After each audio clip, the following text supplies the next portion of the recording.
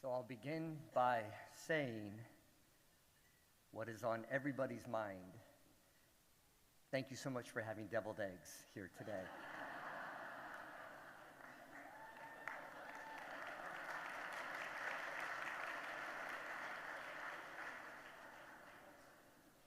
So 4 months ago, I was sitting in those seats that you're in right now, looking up at Rep. Bonamici and Representative Dexter, two women that I have admired for many years, two women that I have accomplished many things with, and with their partnership.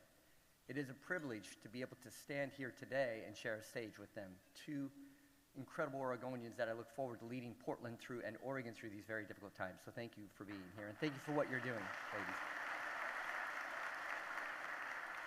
Also, I see Councilor Mitch Green here, and I believe Councilor Avalos was to arrive. And I just want you to know the council-mayor relationship is working well, and we are dedicated to turning our city around. And I'm very hopeful at this moment as well with that team we have assembled, that you have assembled.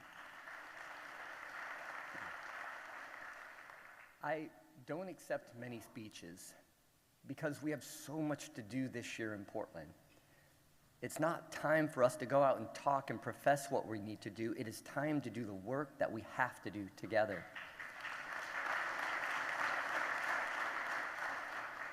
But Scott and Emily, two people that have been formative in my life as I've learned the lessons and have dedicated myself to finding the resources and the knowledge to move Portland forward, was something I wasn't going to pass up. So thank you for this opportunity to speak, Scott.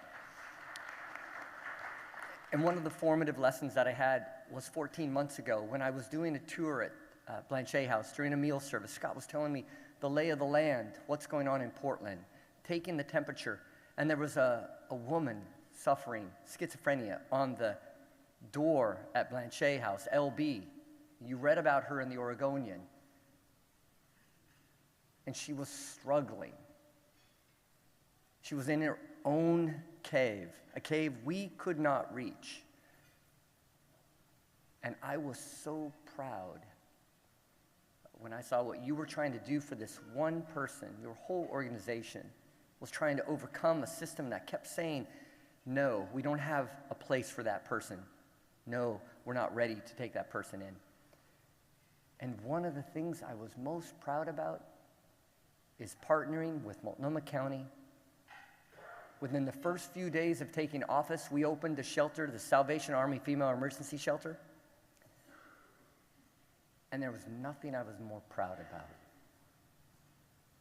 than knowing Scott and the people at the Blanchet House now had a resource only a few blocks away. So while LB may not have been ready to come in, that's not the question here. It's, are we ready to have a resource and a safe bed for when she is? And today I can tell you that the answer is yes. And we have beds open tonight and most nights. And so I say this and I share this to all of you. You are the new outreach workers in Portland today. You and your efforts can turn to somebody and say, we have a resource. We have a bed for you. It can be safe tonight for you. Are you ready? Thank you, Scott. Together, the people in this room have a beacon of hope, compassion, and dignity in a city that needs those qualities more now than ever. Looking around this room, I've never been more optimistic about Portland's future and our ability to solve the issues we face. It's no secret our housing ladder has become wobbly in recent years. Homes and apartments have become more expensive and new construction costs are growing. For this and so many reasons, far too many of our neighbors have slipped through and have entered into unsheltered homelessness or homelessness. For thousands of our unsheltered neighbors, the lowest rung on the housing ladder has become a tent, a tarp, or an unsafe RV. Over 5,000 people are living unsheltered on the streets of Portland tonight.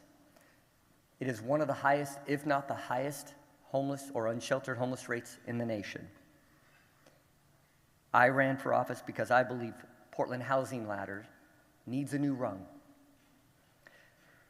When I go by Blanchet House at 11 a.m., I'm heartened by the lines of people getting ready to be cared for, that are receiving care from you. But when I go by Blanchet House at 11 p.m., when the libraries, the day centers, Bud Clark Common, and Blanchet House are closed, and I see the mass of inhumanity on the streets and outside those areas where fights are going on and people are in fentanyl stupors, or they're being uncared, or the needs are so great. I'm saying we're upside down. We have resources during the day, but we don't have enough resources at night. We must fix that. After years spent working with national leaders and partnering to open both night and day shelters, I came to believe Portland's shelter system has a missing link. We are a smart, capable, compassionate, innovative city, and when we identify a missing link, we are more than capable of filling it. There are unsheltered neighbors who are ready.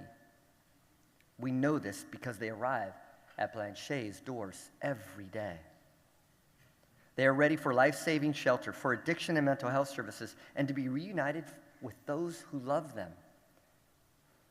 It's time to turn to them and say that Portland is ready too. We cannot turn our eyes from the visible suffering of the 456 people that died domicile unknown on our streets in 2023. When we tally the numbers for 2024, we expect it to be 600 souls. Are we ready in this room to tally the 2025 numbers and say that it's going to be 750 people? I'm here to say absolutely not. No, it's not going to happen. And with your help, we're going to ensure it does not happen.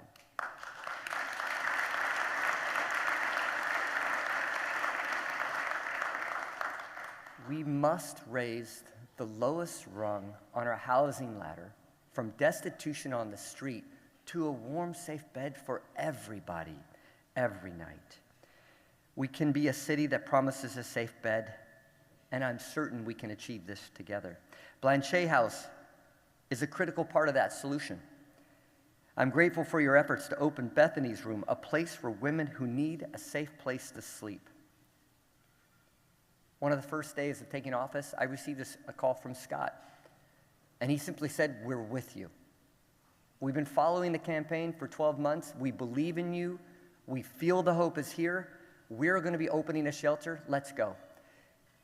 How thrilling is that, to say a message on a campaign trail and know it's not just a hope, but it's a call and a clarion for action. We know in Portland we're going to be opening hundreds of shelter beds in the coming months. We know that our partners at Multnomah County have offered and are committed to doing the same. We've asked the public-private partnerships to join us and do the same thing, and it's working. It's not a mayor before you. It's a person saying, let's galvanize the hope that you have in your hearts, and if we work together, we can overcome the most extraordinary challenges our city faces. I'm also a deep believer in the power of day centers, like the one that Blanchet House has created for Portland. Human beings have a hierarchy of needs. First come the basic requirements, like Rep. Dexter had pointed out, were food and water, shelter and safety. I always say it's part of the 5 S's. We must make sure people receive safety and security, shelter and sleep so they can hit the next day rested and ready to address the challenges before them. And that's part of what we're going to address at night. Next is the need for stability and a sense of security and trust in those around them. Emergency night shelters provide for those needs, but human beings require so much more than just survival. I've long believed that homelessness is not just a lack of housing, but a lack of social fabric, a lack of connections and to others. Day centers offer a chance to rebuild. Day centers offer a clean set of clothes, a shower, laundry, people to help with identification documents, internet access, support groups, and service referrals. It's the services. It's that 5th S where we're able to connect with somebody and build the trust to help them move through that process, knowing that they're never going to be left on the street, to start rebuilding that lives together, something Blanchet House has been extraordinary at. Most importantly of all, they offer people who care connection, compassion, support, and a chance to build self-esteem, a chance to build accomplishment and autonomy. There is no wrong door at Blanchet House. A neighbor who may have felt shunned will find open arms and hospitality at Blanchet House. It's a place of kindness and compassion. A neighbor who has or may feel dehumanized will find dignity at Blanchet House.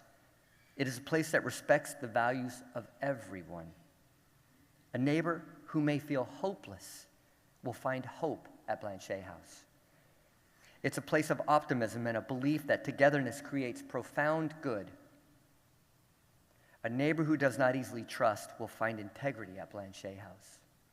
And a neighbor who feels alone will find community.